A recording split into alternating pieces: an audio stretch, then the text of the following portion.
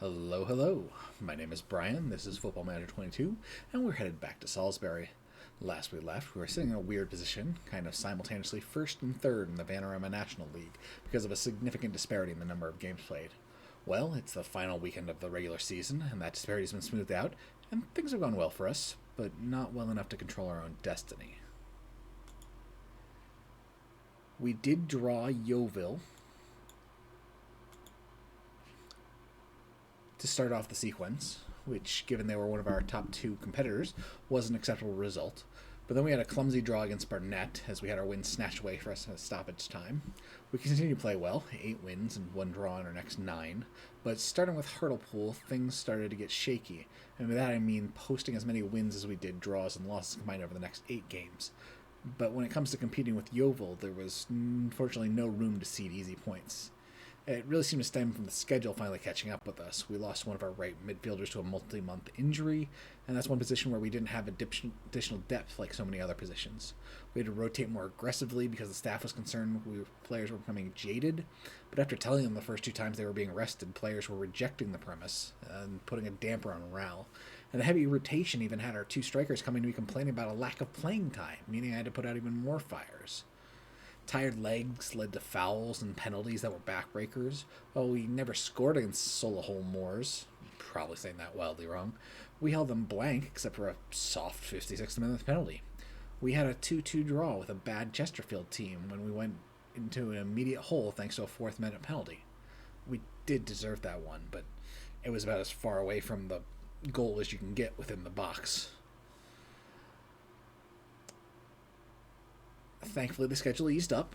We acquired some lone players to sit on the bench and come in, sub in late in games, and we've won our last 4 games. Thankfully, Yeovil took a loss to Bromley in their second to last game, which leaves them, with 98 points, and us with 96 and a superior goal differential. So, head into the final game of the season, Yeovil wins, and automatic promotion is theirs. But if they draw or lose, and we win, then we grab the top spot and get to avoid the promotion playoff. At a minimum, we have clinched a bye in the promotion playoff. So here we go. Everything breaks right for us, and this will be the last video of Year 4 as we head up to League 2. Things don't go our way, and we'll have at least 1, maybe 2 more videos where we get to attempt to get promoted this year. Take it into the tactical meeting screen. They want me to sit DJ Campton Surge, which my assistants are idiots. I don't know why they want me to do that. Happy with everything else. Actually, let's check this. Hit early cross is fine. I don't like shoot on sight. Sometimes we've had that on recently. I believe this is what I want. Hackett is just coming back from injury, probably due to playing so much. But he is good to play at least most of the game, and we have Cranston on the bench if we need him in replacement. As you can see, we were playing a friendly our last game just because there were a 2-week gap between games. But as you can see, we were heavy rotation to try and keep everyone fit and in good fitness.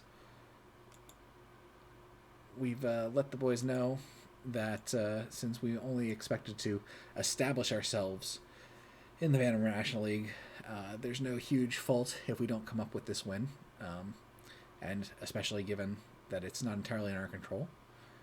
Makes sense. Jumping topics while we're just having our preliminary highlight.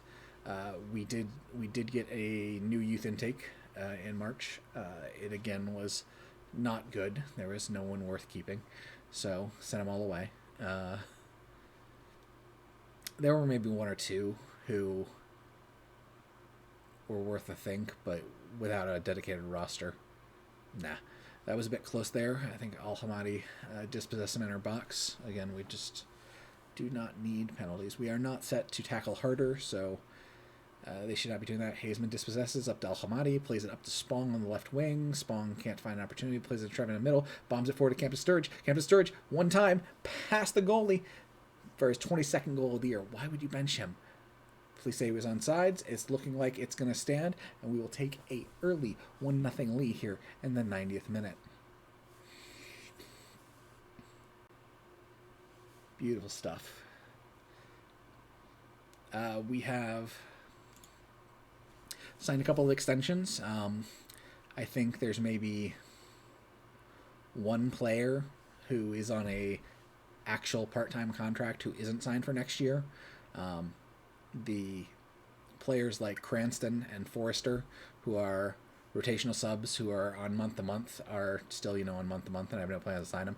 In fact, I'll generally plays up to Smith. Can we get 2? No, just unfortunately escorts it right to Seaton. I'm going to take a pause here for a half second so we can look at the scores over here to the right. Yeovil is actually losing to Notts County 1-0 here after a goal in the 15th minute for Notts County. Accrington and Solihull Moors are in 3rd and 4th, trying to decide who gets the other bye. Accrington has the advantage right now with a 2nd minute goal. Corner for them. Not loose. Anyways, we have those guys on Fireset High, thank goodness. On month-to-month contracts, those are the guys we'd be looking to replace if at all possible, and then kind of push our current starters in those positions down in the rotation. Plays it forward to Al-Hamadi. Got a step. Creates an... blasts it wide. Need to finish his opportunities. Don't leave anything to chance here in this game against Southend. XG's looking pretty good. They want me to press. I'm fine pressing. Spong has picked up a yellow card in the 34th minute. And we will go to the half. 7 shots for us, 4 on target. They've had 5, 2 on target. They've had more corners than we have, which isn't ideal. Fouls roughly equal. Possession roughly equal. They've completed better passes than we have.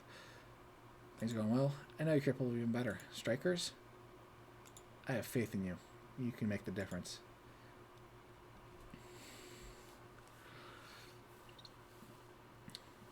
They take the opening kick. Oakley plays it forward. Hackett's going to guard Stanley. Stanley maybe creates an edge. Good job Hackett blocking it, but will create a corner.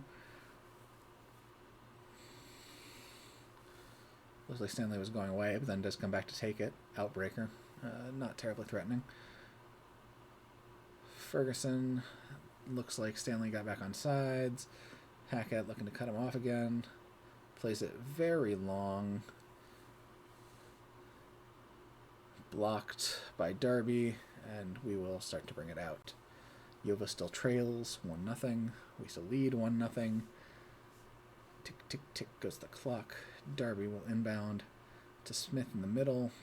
Darby up to Campton Sturridge. Going to turn and run with it. Doesn't find anything there. Plays it back to Darby. Into Campton Sturridge, who cuts back in. Up to Smith, who's bringing it in. Up to El Hamadi. One times it. Not enough. Trickles up to the goalie.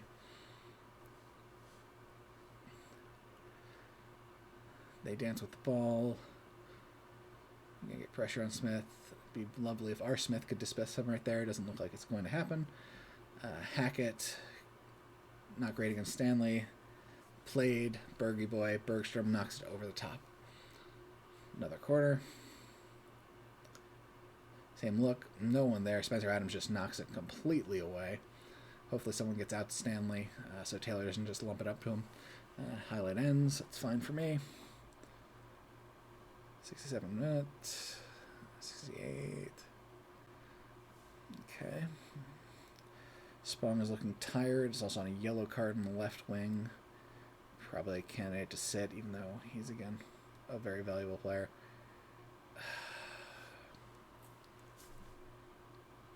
Back post, Smith.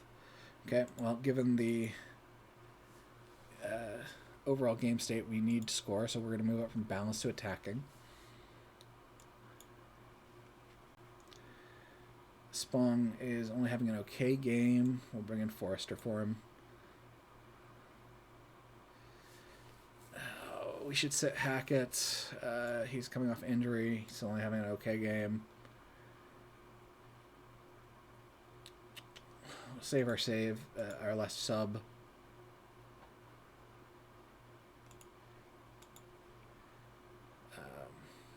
We might need to, say, pull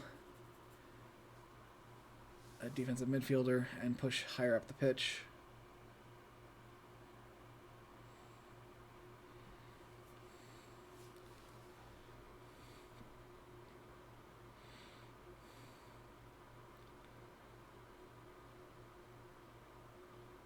Good deflection. Stanley's got to be offsides there. Yeah. Okay, let's switch to very attacking. And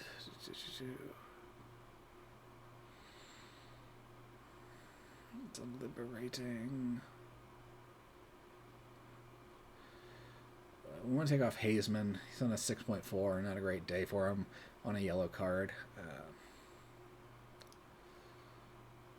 The question is, what do we do? The natural move would be to bring in Rue, who's basically just a center back who can play a variety of positions, but basically gives you center back type stuff.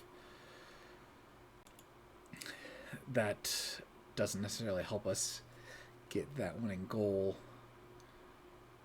So the other real option is to put on Andrews. Unfortunately, none of our strikers really play another position. So I guess the idea here is we go and play 3 at the top. Something I am not used to doing.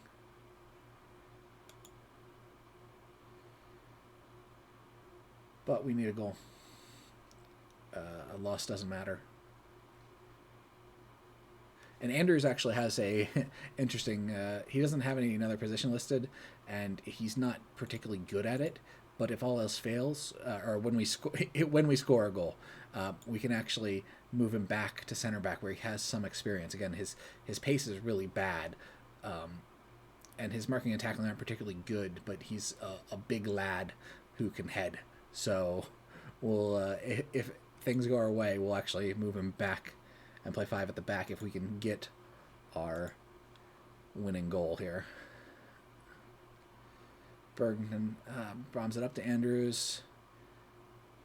Plays it to Smith. Bombs it forward to Campton Sturridge. Header through the goalie's hands and out of play. Okay, that'll be a corner. Hopefully Trevitt can find Spencer Adams. Nope. I mean, finds him, but no good use. Forrester up to Trevitt. Forrester bombs it over the net. 82nd minute.